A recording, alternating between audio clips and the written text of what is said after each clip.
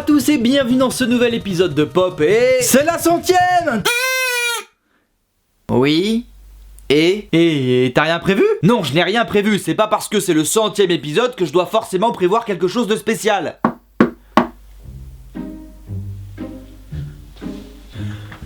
Coucou ma couille. Qu'est-ce que tu fous là? Bah c'est la 100e, tu croyais quand même pas que j'allais rater ça? Bon bah, entre. Hop là. Pourquoi tu te mets là? Je sais pas, pour changer? Ouais. Bref, c'est la 100e et pour fêter ça, je voulais absolument... Quoi encore? Salut la compagnie. Mais qu'est-ce que tu fous là toi aussi? Bah c'est la 100e, tu pensais vraiment que je passerais pas faire un petit coucou? Vas-y, installe-toi. Bref, donc comme je le disais, c'est le 100e épisode et pour fêter ça, je voulais... Putain de merde. Bonjour la compagnie, c'est la 100e apparemment. T'es sérieux de venir faire ta pub pour ta chaîne YouTube chez moi? Tu parles de la chaîne Jean-Christophe Parle Cinoche, la chaîne YouTube qui mélange cinéma, calembour et analyse filmique? Allez, ferme à l'intérieur et rentre ta gueule. Non, plutôt rentre à l'intérieur et ferme ta gueule. Donc, comme je le disais, c'est la 100e et pour fêter ça, je voulais faire quelque chose de spécial comme... Quoi? Salut, c'est moi, Trou de Scénar, le super-héros des facilités scénaristiques. Je suis là. Laisse-moi deviner, c'est pour le 100e épisode de Pop? Mais oui, exactement.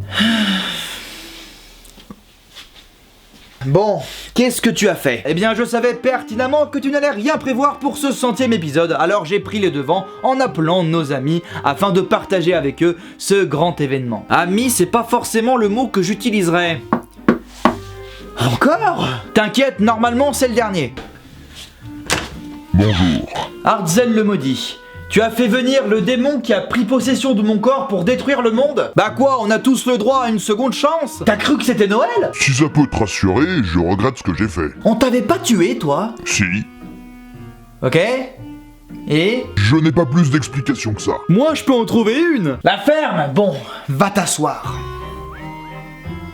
Bon, comme je le disais, c'est le 100e épisode de Pop, et pour fêter ça, je voulais faire quelque chose de spécial, en parlant d'un film que beaucoup ont voulu que je traite, Expendables 3. Et oui, on avait parlé du 1, du 2 et du 4, mais pas du 3, et certains m'en ont un peu voulu. J'en avais pas parlé parce que c'était quand même le moins intéressant, je trouvais, mais pourtant, il reste des choses à dire. Le film commence avec un train dans lequel se trouve un prisonnier. Non loin de là, les Expendables s'apprêtent à prendre l'appareil d'assaut avec un hélico, et déjà ce que l'on peut remarquer, c'est que les effets spéciaux sont mieux faits que dans le 4. Quand bien même 9 ans les séparent. Je croyais qu'on parlait du 3e film. Oui, mais ça fait toujours du bien d'en remettre une couche sur le 4. Bref, il s'infiltre, pam pam boum boum boum, récupère le prisonnier, mais ce dernier pète un câble et se rend à l'avant du train pour lancer l'appareil à fond afin qu'il explose sur la prison dans laquelle il devait se rendre. Au dernier moment, il saute sur l'hélico et la base explose. J'espère que ce type en vaut la peine, qui sait? Encore un qui a trouvé des problèmes, c'est toujours les mêmes qui cherchent, hein. Je dis ça, je dis rien, mais comme par hasard, il est noir. Bon, c'est fini. Il s'agit de Doc, un ancien Expendable, collègue de Barney, le chef d'équipe, et qui est ici interprété par Wesley Snipes, un acteur qui sortait tout juste de 3 années de prison l'année précédente. Expendables 3 est un de ses premiers films après son séjour en cabane. Tiens, qu'est-ce que je disais? D'ailleurs, c'est assez drôle de voir Wesley Snipes interpréter le rôle d'un prisonnier quand on connaît le contexte de l'époque. Mais pourquoi il t'avait enfermé?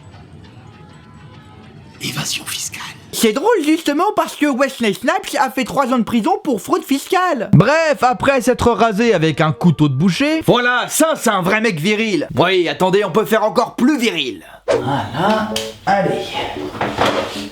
C'est parti. Mais à peine être arrivé dans l'avion qu'ils repartent déjà en mission afin de capturer un marchand d'armes. Une fois sur place, c'est parti pour l'infiltration. Une vraie infiltration ou une infiltration à la Expendables? Non, pour le coup, c'est assez sneaky. Le marchand d'armes arrive et Barney reconnaît alors Stone Banks. Et je retire ce que je viens de dire sur leur discrétion. Bon, ça tire, ça explose, Stone Banks leur fait péter une ogive à la gueule avant de se barrer, ce qui blesse grièvement César, le chimpanzé. Mec. Ah bah voilà, enfin une blague que j'aime bien. Bah quoi, qu'est-ce que j'ai dit? Bah gars, le chimpanzé. Oui, par rapport au singe. Ce n'est pas sur ma chaîne YouTube que vous verrez ce genre de propos. Mais enfin, pourquoi vous faites ces têtes? Oh non, je disais pas ça pour ça, hein. Non, c'est pas. César, c'est le nom du chimpanzé, enfin du singe dans la planète des singes. Hein. Non, rien à voir avec des origines ou un teint de peau. Ok. Ah bah du coup je trouve la blague moins drôle. Heureusement, plus de peur que de mal. César survit de justesse, mais reste inconscient à l'hôpital. C'est alors que Trench, un des potes de Barney, rapplique pour savoir ce qui s'est passé. On apprend alors que Barney pensait avoir tué Stonebanks. Plus tard, on retrouve le chef des Expandables en train de discuter avec Drummer, le nouveau contact de la CIA avec qui Barney doit traiter. Avant, c'était Chappelle, interprété par Bruce Willis. Et pourquoi c'est plus lui? Il n'est plus dans le scénario. Non mais je comprends, hein, c'est chiant de trouver des vraies excuses. C'est vrai que sur ce coup-là, j'ai été un peu flemmard. Oh, tu sais, ça aurait pu être bien pire. Où est Chappelle? C'est 16h, l'heure du goûter, il n'est pas disponible. Drummer lui dit de réagir parce que là, il a merdé. Alors Barney prend une décision, il vire son équipe pour la remplacer par des genoux. C'est terminé. On arrête. Putain, mais c'est pas possible! Tu veux virer des stars de films d'action pour des acteurs pas connus alors que c'est littéralement le concept de la saga des stars de films d'action qui font la bagarre! Si tu remplaces les stars par des gens random, bah forcément tu perds l'intérêt du film. Ok, très bien, imaginez un film alien sans alien. Vous êtes viré. Eh bien c'est pas grave, je me casse chez Sony. Bon, évidemment, l'équipe le prend pas très bien, surtout Lee, son bras droit, mais c'est pas toi qui décide. Barney fait appel à un recruteur afin d'assembler une nouvelle équipe avec un tout jeune Glenn Powell, pas aussi connu qu'aujourd'hui, une catcheuse de la WWE. Et voilà, encore un quota, ils ont wokisé Expandables, les salauds. Oula, il est insupportable, lui. Tu le veux, je te le donne. Elle est bonne. Je ne me prononcerai pas. Et moi je peux dire un truc? Non. Le prochain candidat c'est Galgo, une pipelette qui a falsifié son CV. C'est un soldat qui cherche absolument une équipe depuis que son ancienne team l'a planté, mais problème, c'est pas un jeune. Bon, poursuivons, il recrute un fan de Mr. T et finalement John, un marine que le film essaye de nous faire passer pour quelqu'un d'important vu qu'on s'attarde sur lui. Mais en réalité, on s'en bat les couilles. Après le recrutement, c'est l'heure du départ pour la mission, récupérer Stonebanks. Mais l'ancienne équipe vient emmerder les jeunes. Alors la Gen Z, on fait l'amour avec une capote? On joue aux jeux vidéo, petit bébé? Moi, à 16 ans, j'étais déjà alcoolique et j'attendais mon 3e gosse. Et toi, t'en es où à 25 ans? Toujours chez ta mère? T'es jeune et t'es con. Et c'est parti pour la mission, mais Trench? Attends, Barney, il a viré son ancienne équipe pour la remplacer par des genoux et il embarque quand même Papy Schwarzenegger avec lui? Peut-être que les producteurs se sont rendus compte que le casting n'était plus si ouf. Ok, très bien, imaginez un film SOS fantôme sans fantôme. Vous êtes viré. Eh bien, c'est pas grave, je me casse chez Brazzers. Les New Expandables arrivent à destination et font du repérage afin de savoir comment ils pourront choper Stonebanks. Un plan se met donc en place, et mine de rien, c'est intéressant. Parce que Barney veut faire comme d'hab, entrer sans frapper par la porte d'entrée et tout défourailler à coups de mitraillette et de punchline. Super plan. Enfin, dans les années 80. Et oui, la Next Gen a l'idée de se la jouer sneaky à coups de piratage du système de sécurité, etc., etc. Des trucs de millennials quoi, moi les ordis, les trucs comme ça j'y comprends rien. Je te signale que sur nos trucs de millennials, comme tu dis, tu ne saurais même pas comment te masturber. Bah comme tout le monde avec un magazine. Non, avec un ordinateur sur des sites pornographiques. Attends, tu veux dire qu'il y a des boulards cachés là-dedans? Barney accepte le plan des jeunes et le met à exécution. Un plan qui se déroule sans accroc puisqu'il arrive à capturer Stonebanks. Une fois de retour, on apprend que le méchant était un Expandables qui en avait marre de risquer sa vie pour que dalle. Donc il s'est tourné vers le crime. Alors l'équipe Expandables de l'époque, dont faisaient partie Stonebanks et Barney, ont été engagés pour tuer le marchand d'armes. Et ça a mal fini pour certains membres, c'est pour ça que Barney aime pas trop Stonebanks. Cependant, un des membres repère que Stonebanks a un traceur. Ses hommes de main interviennent, libèrent le méchant qui capture les jeunes, laissant Barney pour mort. Toutefois, ce dernier survit. Il retourne à son avion où il retrouve Trench qui lui annonce que Stonebanks lui a envoyé un snap dans lequel il lui dit de venir récupérer son équipe lui-même, sinon il les bute. Barney se prépare donc au combat seul. Comme s'il avait une chance. Ah, cœur vaillant, rien d'impossible. Heureusement, Galgo vient l'aider. You, on est sauvé. Donc après une scène où Galgo parle et reparle, l'ancienne équipe de Barney arrive à la rescousse. Galgo, tu vas foutre le camp, oui. Ah bah pas sympa, l'autre il vient t'aider, bonne poire, alors que t'es tout seul, puis dès que tes potes t'ont appliqué, tu l'envoies chier. Quel salaud. Je l'aime de plus en plus, ce Barney. Drummer appelle Barney Barney pour lui dire dans un premier temps où se planque Stonebanks, parce que c'est vrai que Barney a décollé de l'aérodrome sans savoir où il allait. Et dans un second temps pour lui rappeler qu'il doit le ramener vivant. Mais lui, il s'en cogne les testicules. Drummer décide donc de se rendre aussi sur place avec Trench et Jet Li, qu'on n'avait pas vu depuis le début du deuxième film. Salut, ravi de te revoir, vas-y assis-toi, prends une bière et des chips. Les Expendables arrivent sur place, on apprend que Galgo ne s'est pas fait dégager de son équipe, comme on nous l'avait appris, mais qu'ils sont tous morts. Mais ça, on s'en bat les couilles. Une fois à destination, un immeuble abandonné, l'équipe s'infiltre dans le bâtiment et libère les jeunes, mais c'était un piège. Stonebanks a piégé l'immeuble qui est bourré d'explosifs, le compte à rebours est en marche. Heureusement, le techos de la bande se sert d'un mini ordinateur pour hacker la bombe. Et mater du porno du coup. Tu sais, Internet ne sert pas qu'à ça.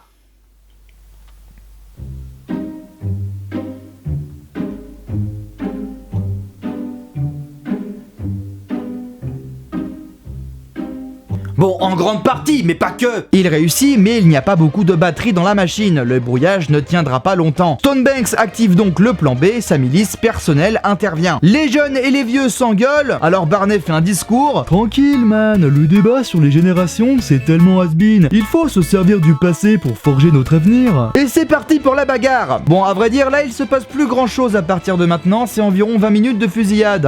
Drummer arrive en soutien aérien, Galgo se met à draguer la catcheuse. Ma mère qu'on disait un temps qu'en Suède. Mais je m'en fous. Vous vous avez appris à piloter. À vous de jouer. C'est où ça, vous de jouer? Pas mal. Bref, donc, le mini-ordi n'a presque plus de batterie, alors Drummer se pose sur le toit pour récupérer les Expendables. Pendant que Barney se bagarre à main nue contre Stonebanks, qui a décidé de se ramener lui-même en voyant la compétence de son armée. Tu crois que je suis venu pour un combat de rue? Apparemment oui. Bon, Barney bute Stonebanks, mais le bâtiment explose. Barney se dépêche, mais trop tard, il s'effondre avec l'immeuble. Mais bien sûr que non. Comment tu peux le savoir? Expendables 4. J'en ferai bientôt une chronique sur ma chaîne. Je l'ai déjà fait, donc franchement pas besoin. Oui, mais je ne vais sûrement pas dire les mêmes choses que toi. Ah oui, et qu'est-ce que tu vas dire sur Expendables 4? Le film, il est moche ou quoi? Je sais pas ce qui me fait le plus de peine, le fait que ce que tu dis est complètement bateau ou le fait que c'est exactement ce que j'ai dit quand j'en ai parlé. Donc après ça, le groupe se reforme, César est vivant, les anciens reviennent et les jeunes font officiellement partie de la troupe. J'ai un beau tatouage. Alors que bon, les nouveaux ne seront même pas là dans le film d'après, donc finalement, tous ensemble, on s'en bat les couilles. Oh, j'ai dit un gros mot. C'est comme si pour la production du 4, ils s'étaient rendu compte qu'ils avaient foutu en l'air leur concept dans le film précédent et qu'il fallait tout refaire. Imaginez un film pornographique sans relation sexuelle. Vous êtes viré. Je crois que j'ai raté un truc quelque part. Et voilà, fin du film. C'était moins bien que le 2.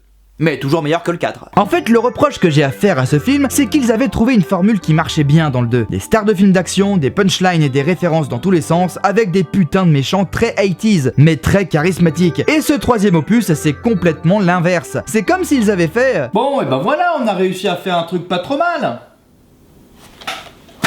Bon, et si on faisait l'inverse ? Parce que oui, le 3 c'est parfaitement l'inverse. Pas comme le premier opus où les acteurs restaient des vedettes de films d'action des années 80-90 tout en gardant un air sérieux. Là, le film essaye de garder un air décomplexé, mais on n'a pas le casting qui va avec. Fini les punchlines et les rêves de partout. Adieu le casting de stars remplacé par des acteurs moins connus à l'époque pour certains. Et je trouve ça complètement con, surtout qu'au début, on a toute une scène où ils vont te chercher Wesley Snipes. Mais le mec ne sert littéralement à rien. Il était juste là pour allonger la liste du casting qu'on met en avant sur l'affiche. Mais si on le met de côté, lui et la moitié du casting pendant tout le film, ça ne sert à rien. Ce film est raté. Enfin non, il y a un truc du deuxième opus qu'ils ont su garder, c'est le méchant. Stonebanks est dans ce film interprété par Mel Gibson, un acteur qui, tout comme Wesley Snipes, essayait de faire son grand retour au cinéma à l'époque. Parce que oui, Mel Gibson a eu quelques ennuis suite à des propos antisémites et des soucis d'alcool à droite à gauche. Décidément, ce film, c'est une terre d'accueil pour tous les repris de justice. Et oui, Mel Gibson a l'air d'être un sacré connard dans la vraie vie, mais putain ce qu'il joue bien. Franchement, il est over méga charismatique dans ce film et rivalise complètement avec le Jean-Claude Van Damme du deuxième opus. Et puis merde, Mel Gibson, c'est l'arme fatale, c'est Braveheart, c'est Mad Max, C'est Fatman. Fatman, le film où il joue le Père Noël avec un flingue. Oui, c'est aussi Fatman, oui, effectivement. Enfin bref, c'est fini, salut à tous. Quoi? C'est tout? Bah oui, qu'est-ce que tu veux que je dise de plus? Je sais pas moi, la fin d'une intrigue absurde qui se termine par une blague douteuse? Non, pour la 100e, je voulais surtout remercier... Vous qui me suivez depuis plus de 2 ans maintenant, qui êtes au rendez-vous depuis tout ce temps, Alors, de ma part, et de celle de tous les timbrés qui sont ici, merci.